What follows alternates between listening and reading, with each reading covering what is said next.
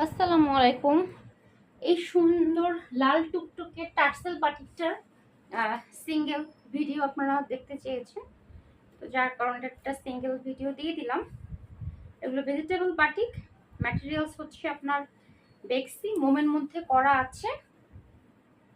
কালারটা খুবই সুন্দর, যাদের রেড কালার পছন্দ, কালারটা হচ্ছে রেড মেরুন মিক্সড কালার।